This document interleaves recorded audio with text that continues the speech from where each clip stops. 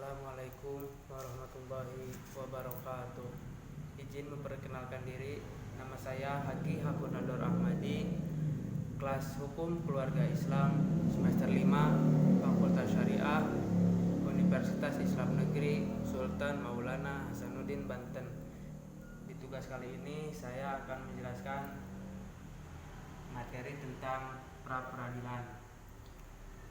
Yang dimaksud dengan pra-peradilan adalah pra-peradilan merupakan salah satu kewenangan pengadilan dan juga penerapan upaya paksa oleh polisi atau kejaksaan yang meliputi sah atau tidaknya penangkapan, penahanan, penghentian penyelidikan atau penghentian penuntutan, kemudian ganti kerugian bagi seseorang yang perkara pidananya dihentikan di tingkat penyidikan atau penuntutan. Yang ketiga, sah atau tidaknya benda yang disita. Yang keempat, tuntutan ganti kerugian. Yang kelima, permintaan rehabilitasi oleh tersangka atas penangkapan atau penahanan tanpa alasan. Bagaimana cara daftar pra-peradilan? Saya akan menjelaskan sedikit bahwasannya pra-peradilan ke pengadilan. Pendaftaran gugatan pra-peradilan dilakukan di bagian kepaniteraan pidana. Selanjutnya, kita akan mendapatkan nomor tanpa pembayaran, persekot biaya perkara seperti perkara perdata. Selanjutnya akan dilakukan pemeriksaan perkara pra-peradilan yang diatur di nomor tanpa pembayaran, persekot biaya perkara seperti perkara perdata. Selanjutnya akan dilakukan pemeriksaan perkara pra-peradilan yang diatur di dalam pasal 82 KUHP. Di dalam praktek proses penunjukan hakim oleh ketua pengadilan negeri memerlukan waktu selama lebih dari 3 hari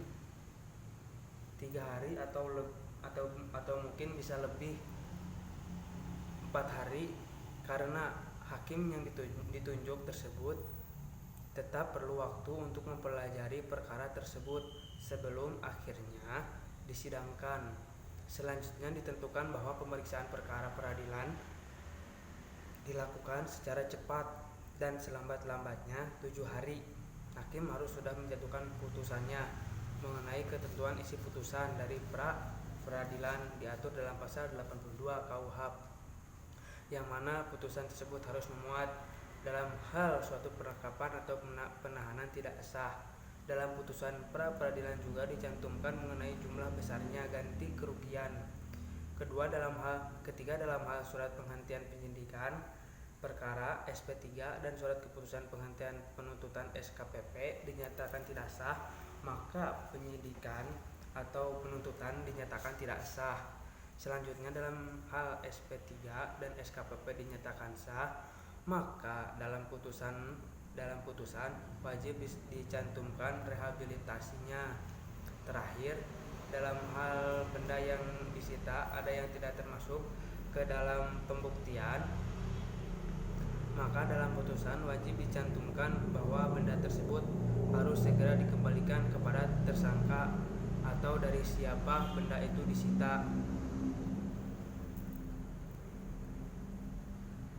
Mungkin sekian dari saya materi pra-peradilan dan bagaimana cara ingin sidang